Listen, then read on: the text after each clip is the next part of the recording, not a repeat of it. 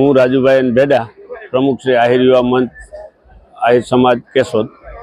આજે આહિર યુવા મંચ દ્વારા નવરાત્રિ મહોત્સવમાં આજે ત્રીજું નોરતું હોય તો આ અમે નવરાત્રિ આહિર સમાજના નિર્માણ માટે સમાજ સાથે મળી અને ગરબી દીકરા દીકરીઓ રમે છે।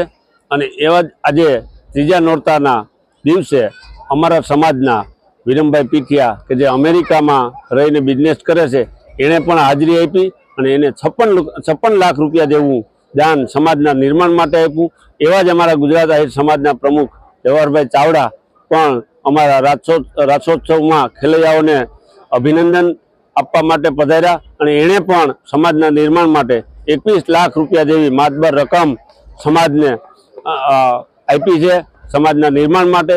તો સમાજ બહુ ખુશાલ છે। એવી જ રીતે અમે દ્વારકામાં જે મહારાષ્ટ્ર થયો હતો એના અનુસંધાને આ જ સમાજમાં મહારાષ્ટ્રનું પણ આયોજન આ વર્ષે કરેલું હતું અને આવી જ રીતે જુદા જુદા સામાજિક કાર્યક્રમો સમૂહ લગ્ન કરીએ છીએ।